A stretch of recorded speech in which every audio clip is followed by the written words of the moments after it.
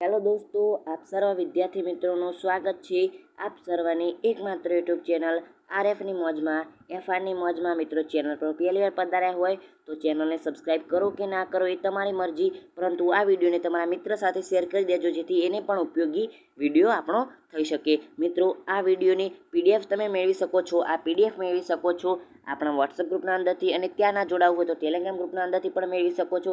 અને ત્યાં પણ તમને યોગ્ય ના લાગે તો પીડીએફ ડાઉનલોડ લિંક એવી લિંક નીચે ડિસ્ક્રિપ્શનના અંદર બનાવીને મેં મૂકેલી છે, ત્યાંથી તમે ફ્રીના અંદર પીડીએફ ડાઉનલોડ કરી શકો છો. અને મિત્રો, માત્ર આ જ પાઠનું નહીં પરંતુ ધોરણ 9ની સામાજિક વિજ્ઞાનના બધા જ પાઠનું સોલ્યુશન આપણી ચેનલ પર મૂકવામાં આવે છે. તો મિત્રો, ચેનલને સબસ્ક્રાઈબ કરી દેજો. એ તમારા માટે ભલાઈનું કામ છે, કારણ કે તમને બધું જ પ્રોવાઈડ કરી આપવામાં આવશે. ઓકે, તો લેટ સ્ટાર્ટ. શરૂ કરીએ. ધોરણ 9નું સામાજિક વિજ્ઞાન, પાઠ નંબર 13, ભારત સ્થાન ભૂસ્તરીય રચના અને ભૂપૃષ્ઠ 1, સંપૂર્ણ સ્વાધ્યાય સોલ્યુશન કરીશું. તો સ્વાધ્યાયનું સોલ્યુશન મિત્રો એ કરી દઈએ.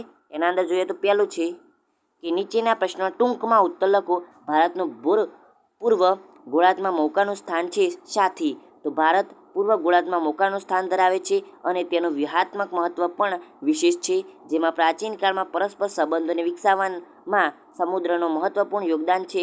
હિન્દ મહાસાગરના શીર્ષ સ્થાને ભારત આવેલો છે. પૂર્વ આફ્રિકા, પશ્ચિમ એશિયા, દક્ષિણ એશિયા વગેરે દેશો સાથે ઘનિષ્ઠ સાંસ્કૃતિક સંબંધો છે. દક્ષિણ આફ્રિકાથી આવતો જળમાર્ગ તથા સુએઝ ભારત પાસેથી પસાર થાય છે. એ દ્રષ્ટિએ ભારતનું પૂર્વ ગોળાર્ધની અંદર મોકાનું સ્થાન છે. ઓકે, મોકાનું એટલે કે સારું. મોકો નથી કે મોકા પર ચોક્કો મારવો, એવી કહાવત મુજબ, એટલે કે સારું એક મોકાનું સ્થાન છે. ભારત વૈવિધ્યસભર ભૂપૃષ્ઠ સાથે ધરાવે છે. તો ભારતમાં ઉત્તર ભાગમાં ઊંચી, વિશાળ અને પર્વત શ્રેણી આવેલી છે. તેમાં હિમાલય જેવા ઊંચા પર્વતો, ઉચ્ચ પ્રદેશો, ઊંડી ખીણો, ઘાટ વગેરે આવેલા છે. તેમજ ઉત્તરનો મેદાની પ્રદેશ વિશાળ છે, જેમાં ગંગા, સિંધુ, બ્રહ્મપુત્ર જેવી મોટી નદીઓના કાંપની માટીનું બનેલું છે. દક્ષિણમાં દ્વીપકલ્પીય ઉચ્ચ પ્રદેશ આવેલો છે. દક્ષિણમાં પ્રાચીન મંદિરો, કુદરતી નજારાઓ પણ જોવા મળે છે. ત્યારબાદ પૂર્વ પશ્ચિમ કિનારે તટીય મેદાન છે. તો ઓકે મિત્રો, આવી રીતે તમે જવાબ લખશો. ઓકે, અને ભારતનો આંતરરાષ્ટ્રીય વેપાર કેમ સરળ બન્યો? તો મિત્રો, આ આઈએમપી પ્રશ્ન કહી શકાય, તમારી પહેલી પરીક્ષા માટે આઈએમપી પ્રશ્ન કહી શકાય. તો મિત્રો, જોઈ લઈએ એનો જવાબ. ભારતનો આંતરરાષ્ટ્રીય વેપાર સરળ બન્યો છે કારણ કે વિશ્વના ઘણા બધા દેશોનો વેપાર સમુદ્ર કિનારાના લાભને કારણે સરળ બન્યો છે. ભારતના લગભગ 75 કિલોમીટર લાંબો સમુદ્ર કિનારો ધરાવે છે અને મોકાનું ભૌગોલિક સ્થાન ધરાવે છે. આ ઉપરાંત લાંબા સમુદ્રમાં સુએઝ નહેરમાં થઈને યુરોપ, ઉત્તર આફ્રિકા, ઉત્તર અમેરિકા થઈને ઇન્ડોનેશિયાની મલાસ્કાની સામુદ્રી દુનિયામાં થઈ પેસિફિક મહાસાગર પસાર કરીને કેનેડા પહોંચી શકાય છે. આમ સમુદ્ર માર્ગ બહોળો હોવાને લીધે આંતરરાષ્ટ્રીય માર્ગ સરળ બન્યો છે. મિત્રો, આ તમે આવી રીતે ના લખો તો ખાલી એટલું પણ લખી શકે કે આંતરરાષ્ટ્રીય વેપાર સરળ બન્યો છે કારણ કે સુએઝ નહેર બની છે. સુએઝ નહેરના કારણે 75 કિલોમીટરનો જેટલો ભારત લગભગ એટલો લાંબો સમુદ્ર ધરાવે છે, અને એના કારણે સુએઝ નહેરની અંદરથી તે યુરોપ, આફ્રિકા, ઉત્તર અમેરિકા, દક્ષિણ અમેરિકા, ઉત્તર આફ્રિકા, દક્ષિણ આફ્રિકા, ઇન્ડોનેશિયા, કેનેડા, પેસિફિક મહાસાગર, સામુદ્રી દુનિયા, આવું બધું તમે લખીને આટલા સુધી કેનેડા સુધી પોતાનો માલ પહોંચાડી શકે છે, પોતાનો વેપાર કરી શકે છે. એટલા માટે આંતરરાષ્ટ્રીય વેપાર સરળ બન્યો છે. તો આવી રીતે આગળ જોઈ લે તો ભારત સંસ્કૃતિનું સમન્વય તીર્થ બન્યું છે. સમજાવો. તો ભારત એ સહિષ્ણુતા ધરાવતો દેશ છે. તેમાં બધા ધર્મો, જાતિઓ અને પ્રજાઓ પ્રત્યે સમભાવ એ ભારતીય સંસ્કૃતિનું આગવું લક્ષણ છે. આથી ભારતે તમામ દેશો જોડે મૈત્રીના દ્વાર ખુલ્લા રાખીને સૌને આવકાર્યા છે. આ ઉપરાંત ભારતમાં હિન્દુ, શીખ, જૈન, પારસી, મુસ્લિમ, બૌદ્ધ ધર્મના આમ વિવિધ ધર્મના લોકો રહે છે અને ભિન્ન ભિન્ન ધર્મના સાંસ્કૃતિક તત્વોનું સંયોજન જોવા મળે છે. આથી ભારત સંસ્કૃતિનું સમન્વય તીર્થ બન્યું છે. ઓકે, આગળ જોઈએ તો મૃદાવરણીય પ્લેટો કેટલી છે અને કઈ કઈ તે જણાવો. તો મૃદાવરણીય પ્લેટો કુલ 7 છે.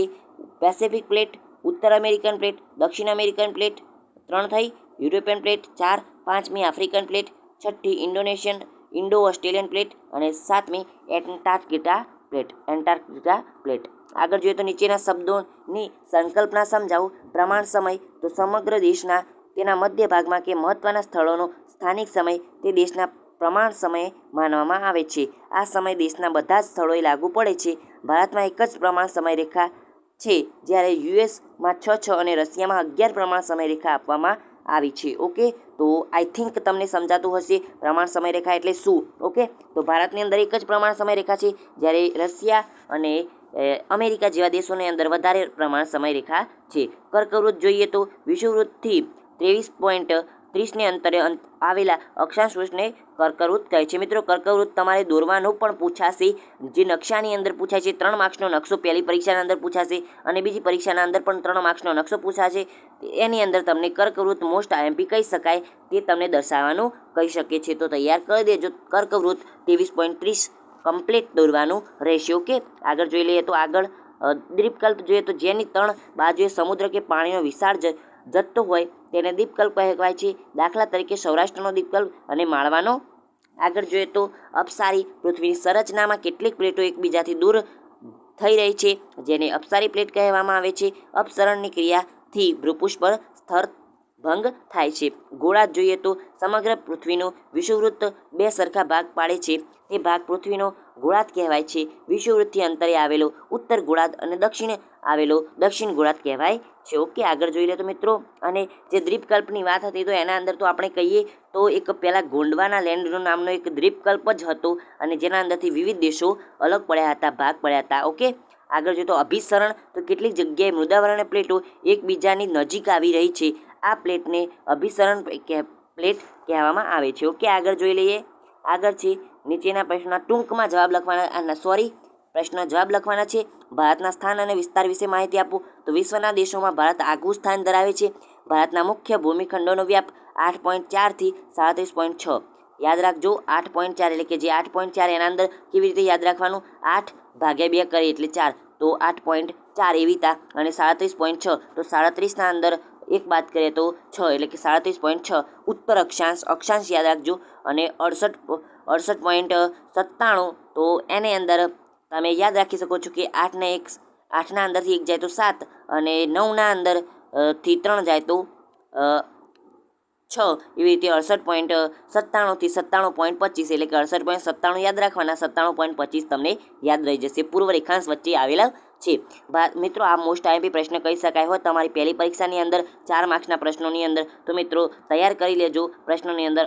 અથવા અને આની સિવાય જલિયાવાલા બાગનો હત્યાકાંડ એ પણ મિત્રો મોસ્ટ આઈએમપી પ્રશ્ન છે, તે પણ તૈયાર કરી દેજો. અને પ્લાસીનું યુદ્ધ અને બક્સરનું યુદ્ધ તો તમને આવડતું જ હોય એટલે એ કહેવાની જરૂર નથી.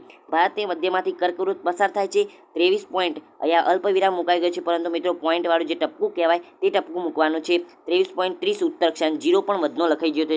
તો મિત્રો ધ્યાન રાખજો, ઉત્તર અક્ષાંશ વૃત્ત પર આવેલો છે. વિસ્તાર ભારત દેશના અક્ષાંશીય અને રેખાંશીય વ્યાપ બંને લગભગ સરખા 30 છે, પરંતુ વાસ્તવિક રીતે કાશ્મીરથી કન્યાકુમારી ઉત્તર દક્ષિણ લંબાઈ 32.14 કિલોમીટર છે. પશ્ચિમ ગુજરાતથી શરૂ કરીને પૂર્વ અરુણાચલ પ્રદેશ સુધીનો વિસ્તાર 2933 કિલોમીટર છે. ભારતનું ક્ષેત્રફળ 32.8 લાખ ચોરસ કિલોમીટર છે. જગતના કુલ ક્ષેત્રફળના માત્ર 2.42% જેટલું છે. તોય પણ મિત્રો વધારે છે. ઓકે, વધારે જ કહેવાય બીજા બધા દેશોને મુકાબલે. ભારતના પ્રમાણ સમય રેખા 82.30 પૂર્વ રેખાંશ છે, જે 5 રાજ્યોમાંથી પસાર થાય છે. તેનો સ્થાનિક સમય ભારતનો પ્રમાણ સમય માનવામાં આવે છે. ભારતનો ક્ષેત્રફળ સંદર્ભે જગતમાં 7મો ક્રમ છે. ભારતથી 6 મોટા દેશો કયા કયા? ર, કે, યુ, ચી, બા, ઓ. ર, કે, યુ, ચી, બા, ઓ. ઓકે, રકે, યુ, ચી, બ્રા, ઓ. રકે, યુ, ચી, બ્રા, ઓ એટલે કે રશિયા, કેનેડા, યુએસ, ચીન, બ્રાઝિલ અને ઓસ્ટ્રેલિયા. યાદ રાખજો, રશિયા પહેલા નંબરે, બીજું કે કેનેડા, રકે, પછી યાદ રાખો, બોલતા રહેજો, રકે, રશિયા, કેનેડા, પછી યુએસએ તો યુ, રકે યુ, ચીન તો ચી, રકે યુ, ચી, બ્રાઝિલ તો બ્રા, અને ઓસ્ટ્રેલિયા. મિત્રો આવી રીતે આગળ જોઈએ તો ભારતના પૂર્વ અને પશ્ચિમે આવેલા સ્થળોના પ્રમાણ સમયમાં આશરે 2 કલાકનો ફરક છે. આગળ જોઈ લઈએ તો સુએઝ નહેર શરૂ થવાથી ભારતને કયો લાભ થાય છે? તો ઈસવીસન 1869માં રાતા સમુદ્ર અને ભૂમધ્ય સમુદ્રને જોડતી સુએઝ નહેર ભારત અને યુરોપ વચ્ચેનું અંતર આશરે 7000 કિલોમીટર જેટલું ઓછું થયું છે. તેથી જળમાર્ગે યુરોપ, યુએસ અને કેનેડા સાથે વેપાર કરવામાં સમયની ઘણી બચત થઈ છે. આ સુએઝ નહેરને લીધે આ દેશો વચ્ચે વેપારમાં ખૂબ જ લાભ પ્રાપ્ત થયો છે.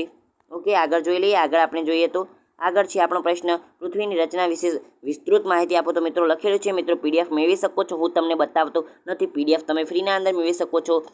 લિંક તમને નીચે ડિસ્ક્રિપ્શનના અંદર આપેલી છે અથવા તો કોમેન્ટ બોક્સની અંદર આપેલી છે. નીચેના પ્રશ્નના જવાબ માટે સાચો વિકલ્પ પસંદ કરી ઉત્તર લખો. ભારતની પ્રમાણ સમય રેખા કયા રાજ્યમાંથી પસાર થાય છે? તો થતી નથી. ઓકે, તમિલનાડુના અંદરથી થતી નથી. આગળ જો ભારતની ઉત્તરે ચીન, ભારતની વાવવ્ય નેપાળ. અને મિત્રો ધ્યાન રાખજો, ભારતની અહીંયા વાવવ્ય લખ્યું છે અને નૈઋત્ય લખી તો કયું? પાકિસ્તાન. નૈઋત્ય પાકિસ્તાન અને વાવવ્ય નેપાળ. ઓકે, આગળ જોઈ લઈએ.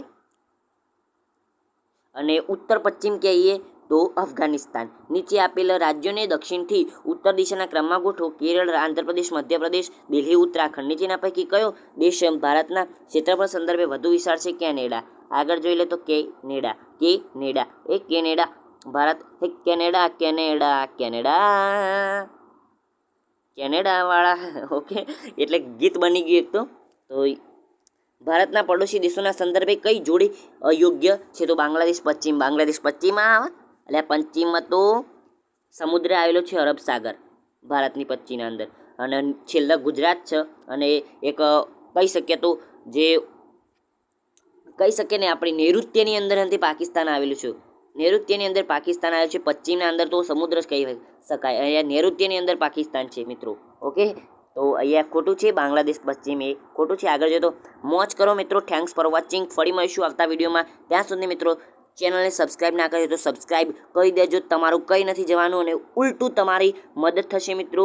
તમને મજા આવશે. આપણી ચેનલ પર જોડાઈ રહેશું તો થોડી મસ્તી સાથે વધારે ભણવાનું ચાલુ રાખીશું. થોડી મસ્તી કરતા રહીશું અને મસ્તી મજાક સાથે ભણવાનું ચાલુ રાખશું. અને મિત્રો જે તમારી પહેલી પરીક્ષા આવશે એના માટે પણ મિત્રો આપણે આઈએમપી પ્રશ્નો આપીશું અને પેપરો બનાવેલા છે તો તે પેપરનું સોલ્યુશન કરાવીશું. તો જોડાવાનું ભૂલતા નહીં. આવજો. Tata, good bye, take care, love you all.